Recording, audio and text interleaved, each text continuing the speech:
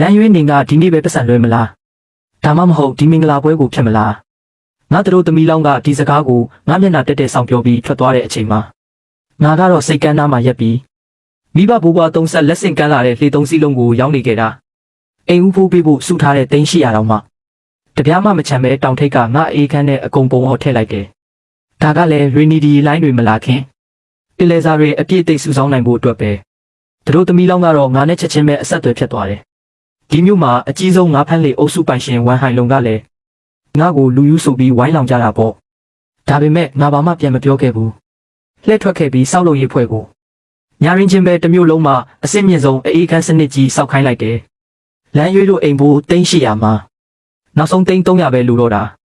ဒီနေ့စပုံငွေမသွင်းရင်ဒီအိမ်ကလွတ်သွားတော့မှာတို့တွေလာမဲလာမင်္ဂလာဆောင်ရမှာနော်နင်တကယ်ရောဆောင်ခြင်းရဲ့လား3လပဲအများဆုံး3လဘာ3လလဲအိမ်ကိုအခုချက်ချင်းမဝယ်နဲ့အောင်ဘာဖြစ်လို့လဲပင်လယ်ပြင်မှာအရေးကြီးတာတခုဖြစ်တော့မှမို့လို့ငါဒီပတ်စံကိုသုံးရမယ်နင်ယူသွားပြီလားအရေးကြီးတာဖြစ်မယ်ဆိုတာဘာကိုပြောတာလဲမိုးလေဝသကနေတိုင်းတာယာနေပါလေဆိုနင်ထုံးစံအတိုင်းမင်းရဲ့အချက်လက်အပုပ်တိုးတွေကိုထိုင်တွက်နေပြန်ပြီမလားငါပတ်စံပြန်ရှာနိုင်ပါတယ်ဒီအရေးကြီးတဲ့ကိစ္စပြီးရင်အိမ်ဦးဖိုးတွေမကဘူးအိမ်တစ်လုံးလုံးကိုလက်ငင်းဝယ်ပေးမယ်တားလီတွေအစင်သင့်ဖြစ်ပြီးမနှက်ဖြန်ပင်လဲထွက်ကြမယ်အဖေလှေမထွက်တော့ဘူးဘာပြောတယ်လှေရောက်မယ်ဟုတ်လားမင်းဘာပြောလိုက်တယ်ကျွန်တော်လေသုံးစီးလုံးကိုရောင်းတော့မယ်လူမိုက်ဒါတွေကဘိုးဘွားပိုင်ပစ္စည်းတွေကွာမင်းလှေရောင်းပြီးရင်နောက်ဘာစားမလဲအကိုလန်းနောက်နေတာမလားလှေသုံးစီးလုံးရောင်းမယ်ဆိုတော့ယူသွားပြီလားငါဖမ်းအဖွဲ့ကိုရောအလိုမရှိတော့ဘူးလာ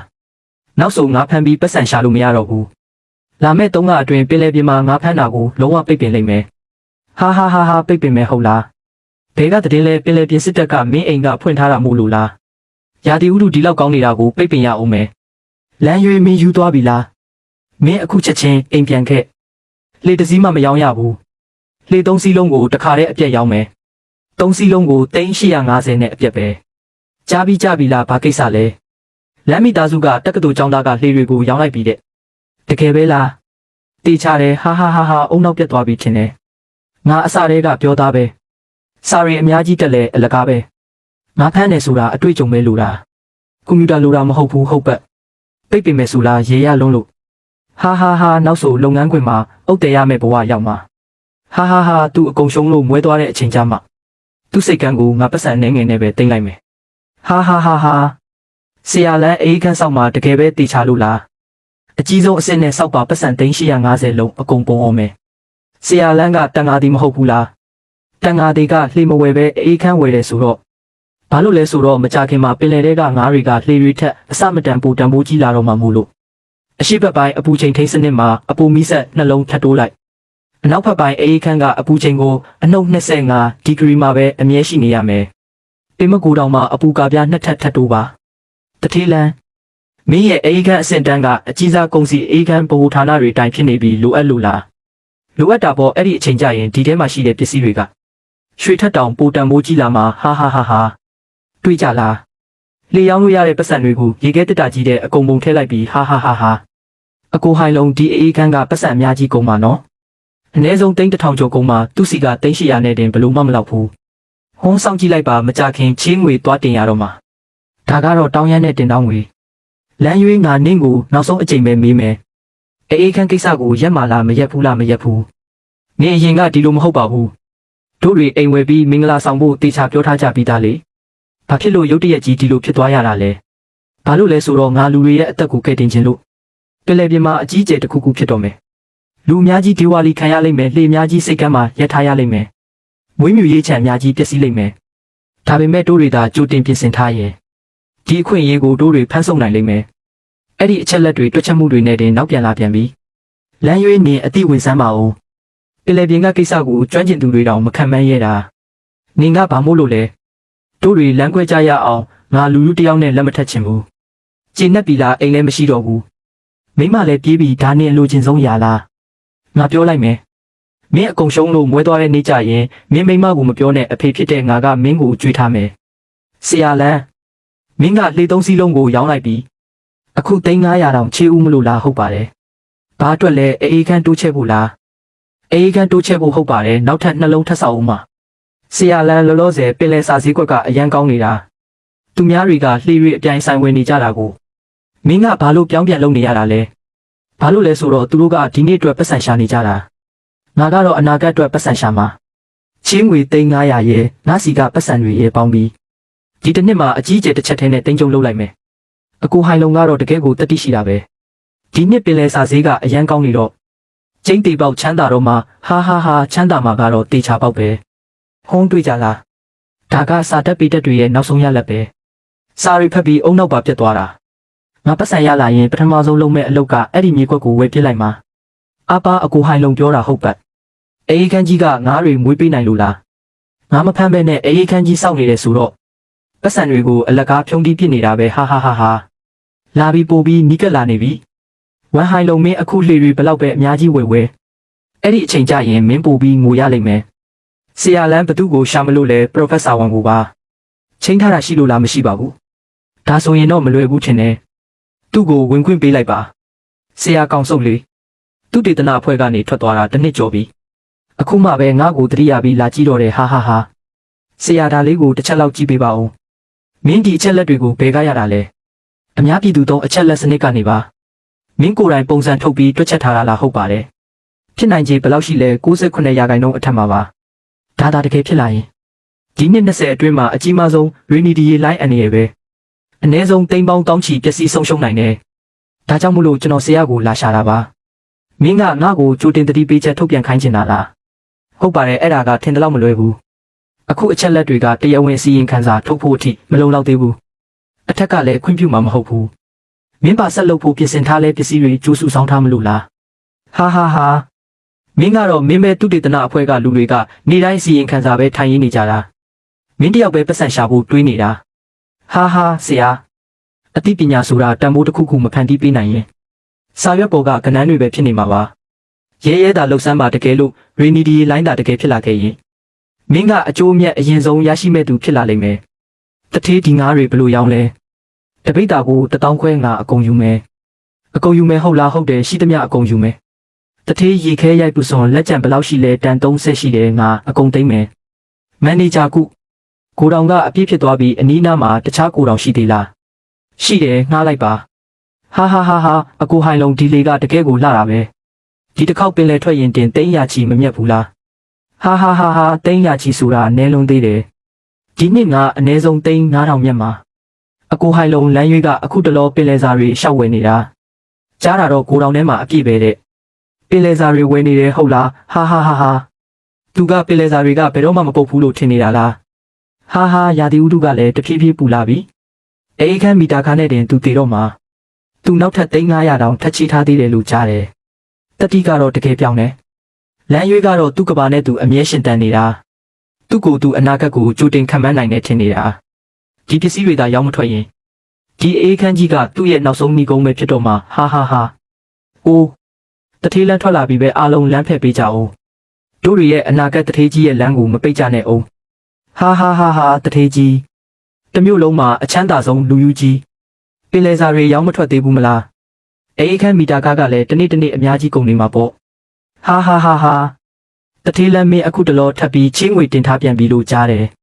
ဘလောက်ချေးလိုက်ပြန်ပြီလဲ300အမလေးချေးတာလွန်လာချီလားသူတကယ်ပဲမရှုံးပါဘူးမကြောက်ဘူးလားမင်းကတကယ်ပဲဘာကိုလိုချင်နေတာလဲသူများတွေကပတ်စံရရင်လှေဝဲကြတာမင်းကတော့ပတ်စံရရင်ရေခဲတက်တာကြီးတွေလိုက်ဝဲနေတယ်နောက်ဆိုရေခဲမုံရောင်းတဲ့အလုပ်ပြောင်းလို့မလို့လားဟာမကြခင်မင်းတို့သိရမှာပါလာပြန်ပြီးမကြခင်နဲ့နေ့တိုင်းမကြခင်ပဲပြောနေတာဘယ်တော့မှလဲမနှက်ပြန်ကဘာပြတ်မှာမို့လို့လားလူငယ်လေးအမားကိုဝန်ခံရတာအရှက်မရှိပါဘူးမင်းအခုဒီအေးခန်းကိုငါ့ကို300နဲ့ရောင်းလိုက်မင်းအတွက်အသက်ဆက်ဖို့လမ်းစာကြံသေးတာပေါ့300ဟုတ်လားနောက်ထပ်လောက်ဝက်လောက်နေရင်မင်း3,500ပေးရင်တော့ဝယ်နိုင်မှာမဟုတ်ဘူးဟာ3,500ဟုတ်လားအေးခန်းအစုံကြီးက3,500တန်ရအောင်မယ်ဒီတက္ကသိုလ်ကျောင်းသားကတော့တကယ်ကိုယောဂတဲ့ပဲဟာရတယ်ငါစောင့်ကြည့်မယ်မင်းဒီရေခဲတက်တာကြီးကို3,500နဲ့ဘယ်လိုရောက်မလဲဆိုတာကိုငါကြည့်ရသေးတာပေါ့နောက်ဆုံးအတုပ်အေးခဲပစ္စည်းတွေအကိုဟိုင်လုံကတော့လမ်းတယ်ချမ်းသာပြီးဒီငါးတကောင်တင်300ချီပေးပြီးလူဝယ်ကြမှာတွေ့လားဒါမှပတ်စံရှာတယ်ခေါ်တာပင်လေတစ်ခေါက်ထွက်တာကတချို့လူတွေကိုတောင်အပြည့်ငါးအသေးတွေစုဆောင်းထားတာထက်တာသေးတယ်ဟာအကိုဟိုင်လုံဒီငါးကြီးကိုလမ်းရွေးစီပို့ပေးလိုက်ရင်မကောင်းဘူးလားကြည်စမ်းတွေ့လားဒါကသူငါ့ကိုပေးတဲ့လက်ဆောင်ကြီးပဲ သူ့အေးခန်းထဲမှာပဲသွားပြီးကိုကွယ်ထားခိုင်းလိုက်ဟာပို့เสียမလို့ပါဘူးသူတေဝါလီခံရတဲ့နေ့ကြရင်ငါလေပေါ်မှာအထမ်းသမားဖြစ်လာလို့ဖို့ငါခေါ်လိုက်မယ်ဟာ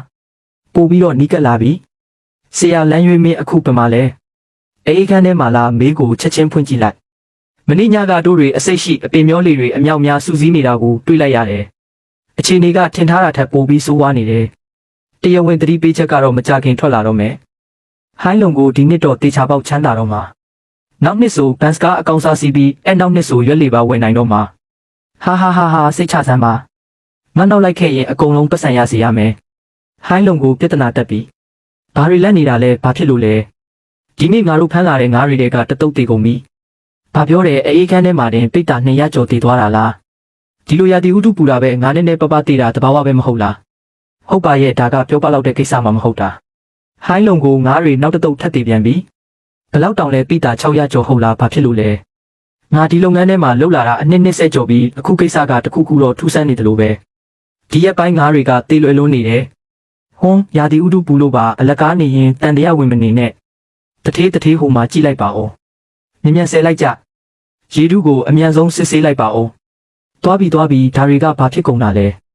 ဲနောက်ဆုံးတော့စတင်ခဲ့ပြီပေါ့လူယုံအခြေအနေတွေကတဖြည်းဖြည်းပိုဆိုးလာနေပြီတမိုင်ကြကျွန်းမှာပြင်းထန်တဲ့တုံ့ပြန်မှုတွေရှိနေလားဆိုတာကိုအခုထိတော့အတိမပြုတ်နိုင်သေးဘူးဖွံ့ဖြိုးမှုအပိုင်းကလည်းမလုံလောက်သေးဘူးလေအထက်ကလည်းတက်တေအထောက်ထားတွေပိုးပြီးတောင်းနေတယ်ဒါပေမဲ့မင်းတွေးတာမှန်တယ်ဒီတိုင်းသာဆက်သွားနေရင်အလွန်ဆုံးရှိလားနောက်ထပ်ခွဲလောက်ဆိုတုံးဟိုင်ပင်လေပြင်ကြီးပြဿနာတက်တော့မှတေးချတယ်ဟာမင်းတို့သတိထားမိကြလားဘာကိုလဲဒီရက်ပိုင်းပင်လယ်ငှက်တွေနဲသွားတာကိုပြောတာလားမနစ်ကဒီလိုအချိန်မျိုးဆိုစိတ်ကမ်းမှာစင်ယော်တွေနဲ့ပြည့်နေတာဒါပေမဲ့ဒီရက်ပိုင်းမှာတော့ငှက်တွေတခြားကိုပြန်ပြေးကုန်ကြလို့တိတိတတ်တာနဲသွားတယ်ဒါကထူးဆန်းလို့လားငါတက်လုံးငါဖမ်းလာတာငှက်တွေပြေးရင်ငါတွေလည်းမကြခင်ထွက်ပြေးကြတော့မှာဝေဟိုင်းလုံကိုပြဿနာတက်ပြီးဘာဖြစ်ပြန်ပြီလဲကန်နီငါဖမ်းစုံတစ်ခုလုံးပျောက်ကွယ်သွားပြီဘာဆိုလိုတာလဲဒီနေ့တင်မော30စီးကျော်ထွက်သွားတာရလာတဲ့ငါကပုံမှန်ရနေကြရဲ့3ပုံ1ပုံတောင်မပြည့်ဘူးဘာပြောတယ်ငါကိုစောင့်နေချက်ချင်းလာခဲ့မယ်ဟိုင်းလုံကိုထူးဆန်းလိုက်တာငါအုပ်ကြီးကရုတ်တရက်ပျောက်ကွယ်သွားတယ်လို့ပဲငါရှာဆက်နဲ့ရှာတာတော့ရှာမတွေ့ဘူးပင်လယ်ပြင်စုံပြောင်းသွားတာများလားဒါပေမဲ့ပတ်ဝန်းကျင်ကီလိုမီတာရာနဲ့ချီတဲ့အထိကအတူတူပဲလေဘာတွေလက်နေတာလဲရွှေ့ပြောင်းသွားတာပဲဖြစ်မှာပါမနှက်ပြန်ဆက်ရှာကြတာပေါ့လူတိုင်းကိုအကြောင်းကြားလိုက်ပါမနှက်ပြန်ကစပြီးတူလောင်ထားတဲ့ကုန်တွေကိုရောင်းချတာရပ်ဆိုင်းလိုက်ပါတတိအခုဈေးနှုန်းတွေတက်နေတာပဲကိုဘာလို့မရောင်းတာလဲဘာလို့လဲဆိုတော့တကယ်ဈေးအစ်စ်အမှန်ကအခုထိရောက်မလာသေးလို့ပဲဟေးလုံကိုမင်းရဲ့ပတ်စံတွေပေါ့စုံပြောင်းမယ်ဟိုင်းလုံကိုပင်လယ်ပြင်ကိုမြန်ကြည့်လိုက်အောင်ဟာဒါကဘာကြီးလဲပင်လယ်ရေတွေဘာလို့နေရဲကုန်တာလဲသတင်းပို့ချက်အရဓာတုအဆိပ်တင်မှုပမာဏကတတ်မှတ်ချက်ထက်အစ20မကကျော်လွန်နေပြီးအရှိတ်ပင်လယ်ပြင်စုံမှာအကြီးစားရီနီဒီလိုင်းတွေဖြစ်ပေါ်နေပါတယ်ဒါကြောင့်ထိခိုက်မှုဧရိယာကစက်တိုက်ကျေပြန့်လာနေလို့ချက်ချင်းအထက်ကိုတင်ပြပြီးအရေးပေါ်သတိပေးချက်အဆင့်တကူစတင်လိုက်ပါလူယုံကဒါကိုဘလို့များကြိုးသိနေတာပါလေဟိုင်းလုံကိုအကောင့်ထဲမှာပတ်စံ3သိန်းကိုတောင်းမဲ့ကျန်တော့တယ်အလွန်ဆုံးခံရင်10ရက်ပဲ10ရက်ဟုတ်လားဘလို့လုပ်ဖြစ်နိုင်မှာလဲဟိုင်းလုံကိုလာစာတွေကိုဘယ်တော့ပေးမှာလဲကလေးကျောင်းသားကတွင်းဖို့စောင့်နေတာမိသားစုတွေကလူကြီးလဲစေးုံတက်နေရလို့တခုခုတော့ရှင်းရှင်းလင်းလင်းပြောပြပေးပါဦးခဏလောက်ထပ်ဆောက်ပေးကြပါဦးမူဒီနေ့နောက်ထပ်အဝယ်တိုင်း3ခုထပ်ရောက်လာတယ်ဈေးနှုန်းကမနေ့ကထက်20%ပိုမြင့်တယ်ရောင်းလိုက်မလားထပ်ဆောက်ဦးဈေးကတော်တော်မြင့်နေပြီလေတကယ်ဈေးတက်မဲ့အချိန်ကအခုမှစမှာပစုံရှိသေးလားမရှိတော့ဘူးငါးကောင်းပွားကောအဲ့ဒါလည်းမရှိတော့ဘူးကစုံဝင်ကောမနေ့ကနောက်ဆုံးတုပ်ကိုရောင်းလိုက်ပြီငါဈေးနှစ်ဆပေးမယ်ဈေးနှုန်းပြဿနာကြောင့်မဟုတ်ဘူးတကယ်ကုန်ပစ္စည်းမရှိတော့လို့တကယ်လို့လိုချင်ရင်တော့လူယွန်းစီမှာတွားကြည့်လို့ရတယ်လူသူထေးကျွန်တော်ကိုရောင်းပေးပါကျွန်တော်ကာလာပေါက်ဈေးထက်2ဆပိုပေးပါမယ်ကျွန်တော်ကိုရောင်းပေးပါကျွန်တော်လက်ငင်းငွေချေပါမယ်ဟာလူအပြင်မှာကုန်ပစ္စည်းလူဝယ်နေကြတာဈေးနှုန်းတွေလည်းယူခမှုယူတက်ကုန်ပြီလူတိုင်းကိုအကြောင်းကြားလိုက်ပါညနေ2နာရီခန့်မှအစည်းအဝေးရှိတယ်ပွင့်လင်းမြင်သာစွာဈေးပြိုင်စနစ်နဲ့ရောင်းချမယ်ဈေးအများဆုံးပေးတဲ့သူကိုပဲရောင်းမယ်ဘယ်သူကဈေးအများဆုံးပေးနိုင်မလဲကုန်ပစ္စည်းကအဲ့ဒီလူအတွက်ပဲဖြစ်စေရမယ်ဒီနေ့စီကံကတစ်ခုပဲရှိတယ်ဈေးအများဆုံးပေးတဲ့သူရစေရမယ်အခုစတင်ပါပြီပထမဆုံးကုန်စည်အေးခဲပစွန်တုတ်ကြီး9တန်အဖွင့်ဈေးက2သိန်း2သိန်းခွဲ3သိန်း3သိန်းခွဲဒါကအာရှရဲ့နောက်ဆုံးအတုပ်ကုန်ပစ္စည်းပဲနော်8သိန်းကိုသိန်းတန်လူထွက်လာပြီးစုစုပေါင်းအယောင်ပမာဏထွက်လာပြီး9တန်း2သိန်း3တောင်းတောင်ဗျာဟာကြားပြီးလားလူယုံကတရက်ထဲနဲ့9တန်းတောင်ရသွားတာတဲ့ အဟုတ်လားခမ်းမတွေကလူအကုန်လုံးမျက်မြင်ကိုတွေ့ပဲလေကျုပ်ရဲ့ဖျားသခင်ကြီးလူတယောက်လာရှာနေပါတယ်ဘသူလဲလင်းဝေဝင်ခွင့်ပြုလိုက်ပါထိုင်ပါဦးကိစ္စရှိလို့လားလူယွန်းငါမင်းနဲ့စကားပြောချင်လို့ငါတို့အကြောင်းကိုပေါ့ငါနောက်တရမိတယ်အစတုန်းကမင်းတင်မောတွေရောက်လိုက်တုန်းကမင်းယူသွားပြီလို့ငါထင်ခဲ့တာမင်းမှာအနာဂတ်မရှိတော့ဘူးလို့တွေးခဲ့မိတယ်မင်းနဲ့အတူလိုက်ပြီးဆင်းရဲဒုက္ခခံရမှာကိုငါကြောက်ခဲ့မိတယ်ငါမှားသွားပါတယ်လူယုံငါတို့တွေအစကနေပြန်စားကြရအောင်နော်မင်္ဂလာဆောင်ကိုလည်းပြန်လုပ်လို့ရတယ်အိမ်ကိုလည်းငါလိုချင်တော့ပါဘူးမင်းသဘောတူမယ်ဆိုရင်ဘာလို့လဲဆိုတော့မင်းကမှားသွားတာမဟုတ်ဘူးမင်းကငါနိုင်သွားတာကိုပဲမြင်လိုက်ရလို့ပါငါနားလဲပါပြီလူယုံမင်းအောင်မြင်ပါစေလို့ဆုတောင်းပေးပါတယ်ဟိုင်းလုံကိုအကောင့်ထဲမှာ36,000ပဲကျန်တော့တယ်ဘာဖြစ်လို့လဲဘာလို့သူကမှချမ်းသာရတာလဲဟိုင်းလုံကိုတကယ်လုပ်တော့မှလားသူကတူလောင်ကုန်တွေကိုအမိပြုပြီးပတ်စံရနေတာမဟုတ်လားတူလောင်ကုန်တွေမရှိတော့ရင်သူဘလို့တောင်းကျမ်းနိုင်အောင်မလဲကြည့်ကြသေးတာပေါ့မြန်လို့လျှက်စစ်တအခွဲယုံကအနောက်မှာဓာတ်အားလိုင်းကိုဖျက်တောက်လိုက်တာနဲ့အေးခန်းဆက်တွေရက်တန့်သွားလိမ့်မယ်တူလောင်ထားတဲ့ကုန်တန်ချိန်ရာနဲ့ချီတာတွေအားလုံးပျက်စီးကုန်မှာအဲ့ဒီအချိန်ကျရင်လူယွတ်လဲဘဝပြက်ပြီးဒေဝါလီခံရတော့မှာပဲကျိုးဟိုင်းလုံမင်းကိုစောင့်နေတာကြာလာပြီထောင်ချောက်ထဲမိပြီဟဲ့ပြေးကြဘာလို့လဲမင်းကဒါကိုဘလို့လုပ်သိနေတာလဲငါလုံးဝစဉ်းစားလို့မရဘူးဒီအစီအစဉ်ကိုလူအနေငယ်ပဲသိတာလေမင်းကဘာကိုအခြေခံပြီးကြိုတင်ပြင်ဆင်ထားနိုင်ရတာလဲဘာလို့လဲဆိုတော့မင်းဘဝပြတ်သွားတဲ့အဲ့ဒီနေ့ကစပြီးငါကစောင့်ဆိုင်နေခဲ့တာမို့လို့ပဲတစ်သက်လုံးကျိုးဟိုင်းလုံကဘယ်နေရာမှာရှုံးသွားတာလဲမင်းကအနာဂတ်ကိုကြုံမမြင်နိုင်ပဲကိုပဲအမြဲတမ်းမှန်နေတယ်လို့တွေးနေခဲ့လို့ရှုံးရတာပေါ့ကျိုးဟိုင်းလုံကအဆုံးသက်ပဲရှိသေးတယ်အစပြုခြင်းမဟုတ်သေးဘူးအဲ့ဒီပွဲကတုံးဟိုင်ပင်လယ်ပြင်ရဲ့ရေလုံငန်းအခင်းချင်းတစ်ခုလုံးကိုပြောင်းလဲပြစ်မဲ့စူပါမုန်တိုင်းကြီးလာတော့မယ်လူနောက်ဆုံးစည်ရင်စရာတွေထွက်လာပါပြီဘယ်လောက်လဲ3ခုတွေကျော်3860သူမြပြလူတစ်မျိုးနယ်လုံးမှာလူထက်ပတ်စံချမ်းသာတဲ့သူရှိတော့မယ်မထင်ဘူးလူဒီတစ်ခေါက်ရေနီဒီလိုင်းကြောင့်တစ်မျိုးနယ်လုံးအထိနာခဲ့ရတယ်ဒါပေမဲ့လူကကြိုတင်ပြင်ဆင်မှုတွေလုပ်ထားလို့ကိုကာကွယ်နိုင်ခဲ့ရုံတင်မကပဲမြို့နယ်အတွက်ပါအလောက်ကအခွင့်အလမ်းတွေအများကြီးဖန်တီးပေးနိုင်ခဲ့တယ်ကျွန်တော်တို့တွေတကယ်ပဲကျေးဇူးတင်ပါတယ်ဒါကလှုပ်တင်လှုပ်ထိုက်တာပါဒါကြောင့်မြို့နယ်ကနေဆွေးနွေးဆုံးဖြတ်ပြီးကံယူရန်ရေလုပ်ငန်းပူးပေါင်းဆောင်ရွက်ရေးအသင်းကိုဖွဲ့စည်းပြီးတော့ရေလုပ်သားတွေလုပ်ငန်းအသွင်ကူးပြောင်းနိုင်ဖို့ကူညီပေးစေချင်ပါတယ်ကျွန်တော်သဘောတူပါတယ်ဟာလူတထေးကအေးခန်းလုပ်ငန်းကိုတကယ်အောင်မြင်အောင်လုပ်လိုက်နိုင်တာပဲငါတို့တင်မောတွေရောင်းပြီးထွက်သွားစရာမလိုတော့ဘူးပေါ့ရွမ်ဟိုင်အေးခန်းတူလောင်ယုံကြီးကတမျိုးနယ်လုံးရဲ့ဗဟိုချက်မှအသစ်ဖြစ်လာနေပြီပဲအရာအလုံးကပုံမှန်အတိုင်းပြန်လဲကောင်းမွန်လာတယ်လို့ထင်ရပေမဲ့တကယ်မုန်တိုင်းအစ်စ်အမှန်ကအခုထိရောက်မလာသေးဘူးဆိုတာငါသိတယ်တာမန်လူတွေကတော့သတိထားမိမှာမဟုတ်ဘူးမိုးလေဝသဌာနကလည်းအခုထိသတိပေးချက်ထုတ်ပြန်ခြင်းမရှိသေးဘူးဒါပေမဲ့ငါစိတ်ထဲမှာတော့ရှင်းရှင်းလင်းလင်းမှတ်မိနေသေးတယ်အတိတ်ဘဝတုန်းကနောက်ထပ်6လအကြာမှာဒီပင်လယ်ဝဲကြီးကနေတုံးဟိုင်ပင်လယ်ပြင်ကြီးတစ်ခုလုံးကိုဝါမျိုးသွားမဲ့စူပါမုန်တိုင်းကြီးဖြစ်လာခဲ့တာတုံးဟိုင်ရဲ့ရာစုနှစ်မုန်တိုင်းကြီးပေါ့အဲ့ဒီမုန်တိုင်းကရေလုံငန်းအခင်းချင်းတစ်ခုလုံးကိုအမြင့်ကနေလှမ်းပစ်လိုက်မယ်ဒီတစ်ချိန်မှလည်းငါကလူတိုင်းထက်ကြိုတင်ပြီးသိနေပြန်ပြီအနေရဆိုတာအခွင့်အလမ်းလည်းဖြစ်နိုင်တာပဲနောက်ထပ်ပွဲအတွက်ပြင်ဆင်ရမယ်လူယွန်းရဲ့နောက်ထပ်အစီအမံတစ်ကြီးကတော့တရားဝင်စတင်လိုက်ပြီပေါ့ဟိုင်းလုံကိုဒီနှစ်တော့တေချာပေါက်ချမ်းသာတော့မှာနောက်နှစ်ဆိုဘန်စကားအကောင်စားစီးပြီးနောက်နှစ်ဆိုရွက်လီပါဝင်နိုင်တော့မှာဟာစိတ်ချစမ်းပါငါနောက်လိုက်ခဲ့ရင်အကုန်လုံးပတ်စံရစီရမယ်ဟိုင်းလုံကိုပြဿနာတက်ပြီဘာတွေလက်နေတာလဲဘာဖြစ်လို့လဲဒီနေ့ငါတို့ဖမ်းလာတဲ့ငါးတွေကတတုတ်တေကုန်ပြီဘာပြောတယ်အေးခန်းထဲမှာတင်ပိတ်တာ200ကျော်တည်သွားတာလားဒီလိုရာသီဥတုပူတာပဲငါနဲ့ပပတည်တာတဘာဝပဲမဟုတ်လားဟုတ်ပါရဲ့ဒါကပြောပလောက်တဲ့ကိစ္စမှမဟုတ်တာဟိုင်းလုံကိုငါးတွေနောက်တတုတ်ထပ်တည်ပြန်ပြီဘလောက်တောင်လဲပိတာ600ကျော်ဟုတ်လားဘာဖြစ်လို့လဲငါဒီလုပ်ငန်းထဲမှာလှုပ်လာတာအနှစ်20ကျော်ပြီးအခုကိစ္စကတခုခုတော့ထူးဆန်းနေတယ်လို့ပဲဒီရက်ပိုင်းငါးတွေကတေးလွယ်လွန်းနေတယ်ဟွန်းရာသီဥတုပူလို့ပါအလက်ကားနေရင်တန်တရားဝင်မနေနဲ့တထေးဟိုမှာကြည့်လိုက်ပါဦးမြန်ဆဲလိုက်ကြရေတုကိုအမြန်ဆုံးစစ်ဆေးလိုက်ပါဦးသွားပြီဒါတွေကဘာဖြစ်ကုန်တာလဲနောက်ဆုံးတော့စတင်ခဲ့ပြီပေါ့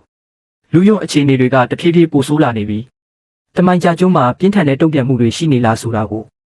အခုထိတော့အတိမပြုတ်နိုင်သေးဘူးဖွံ့ဖြိုးမှုအပိုင်းကလည်းမလုံလောက်သေးဘူးလေ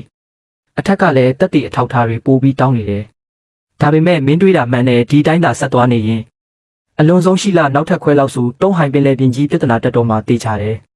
ဟာမင်းတို့သတိထားမိကြလားဘာကိုလဲဒီရက်ပိုင်းပင်လယ်ငတ်တွေနဲသွားတာကိုပြောတာလားမနစ်ကဒီလိုအချိန်မျိုးဆိုစိတ်ကမ်းမှာစင်ယော်တွေနဲ့ပြည့်နေတာ ဒါပေမဲ့ဒီရက်ပိုင်းမှာတော့ငှက်တွေတခြားကိုပြန်ပြေးကုန်ကြလို့တိတိတတ်တာနဲသွားတယ်ဒါကထူးဆန်းလို့လားငါတစ်သက်လုံးငါဖမ်းလာတာငှက်တွေပြေးရင်ငါတွေလည်းမကြခင်ထွက်ပြေးကြတော့မှာဝေဟိုင်းလုံကိုပြဿနာတက်ပြီးဘာဖြစ်ပြန်ပြီလဲကန်နီငါဖမ်းစုံတစ်ခုလုံးပျောက်ကွယ်သွားပြီဘာဆိုလိုတာလဲဒီနေ့တင်မော30စီးကျော်ထွက်သွားတာရလာတဲ့ငါကပုံမှန်ရနေကြရဲ့3ပုံ1ပုံတောင်မပြည့်ဘူးဘာပြောတယ်ငါကိုစောင့်နေချက်ချင်းလာခဲ့မယ်ဟိုင်းလုံကိုထူးဆန်းလိုက်တာငါအုပ်ကြီးကရုတ်တရက်ပျောက်ကွယ်သွားတယ်လို့ပဲငါရှာဆက်နဲ့ရှာတာတော့ရှာမတွေ့ဘူးပင်လယ်ပြင်စုံပြောင်းသွားတာများလားဒါပေမဲ့ပတ်ဝန်းကျင်ကီလိုမီတာရာနဲ့ချီတဲ့အထိကအတူတူပဲလေဘာတွေလက်နေတာလဲရွှေ့ပြောင်းသွားတာပဲဖြစ်မှာပါမနှက်ဖြန်ဆက်ရှာကြတာပေါ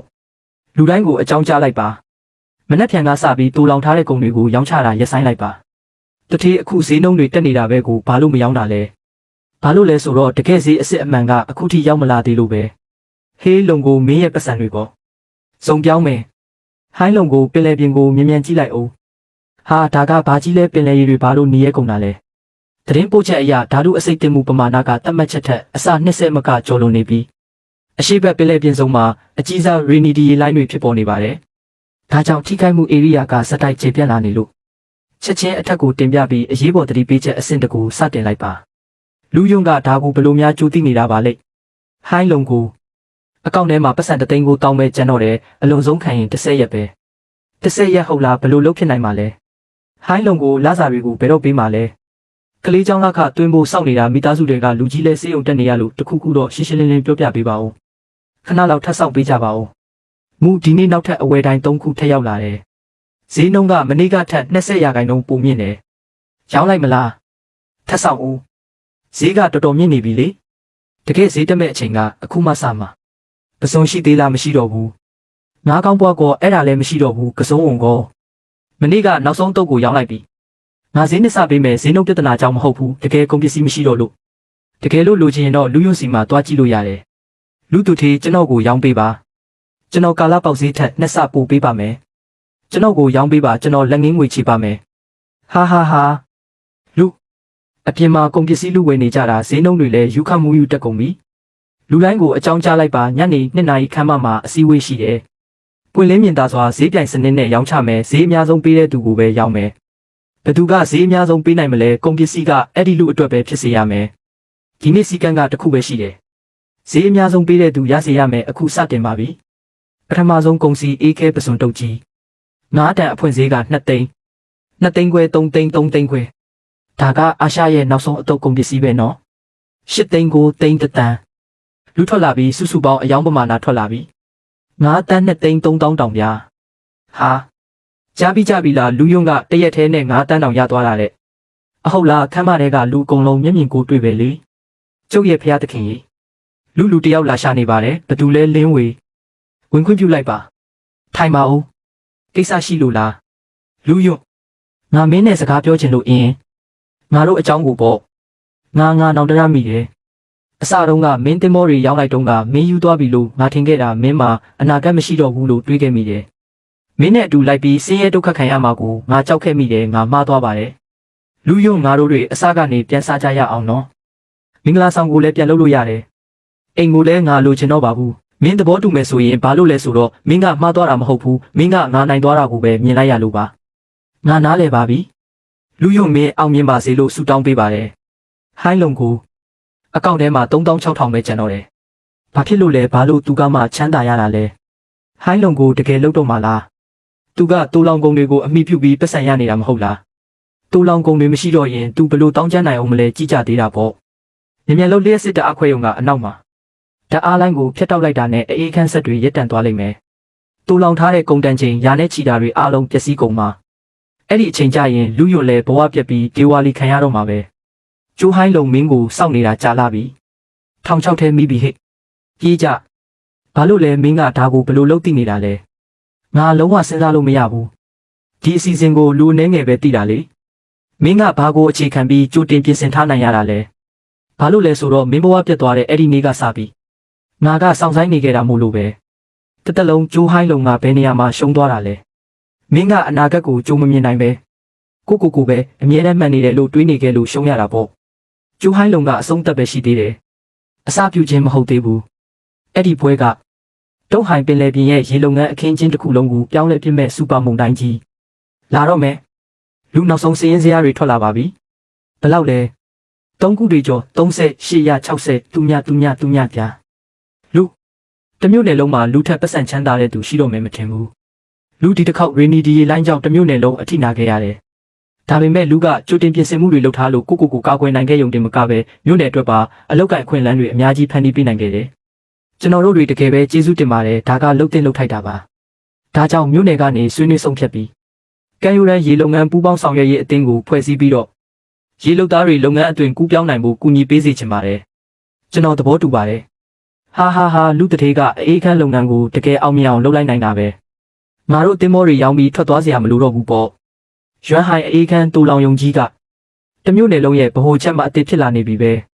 အရာအလုံးကပုံမှန်အတိုင်းပြန်လဲကောင်းမွန်လာတယ်လို့ထင်ရပေမဲ့တကယ်မုံတိုင်းအစ်စ်အမှန်ကအခုထိရောက်မလာသေးဘူးဆိုတာငါသိတယ်တာမန်လူတွေကတော့သတိထားမိမှာမဟုတ်ဘူးမိုးလေဝသဌာနကလည်းအခုထိသတိပေးချက်ထုတ်ပြန်ခြင်းမရှိသေးဘူးဒါပေမဲ့ငါစိတ်ထဲမှာတော့ရှင်းရှင်းလင်းလင်းမှတ်မိနေသေးတယ်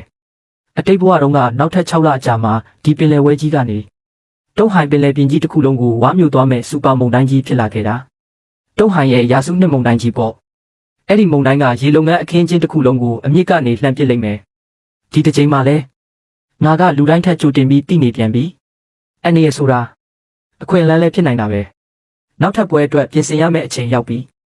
လူရိုးရဲ့နောက်ထပ်အစီအမံတစ်ကြီးကတော့တရားဝင်စတင်လိုက်ပြီပေါ့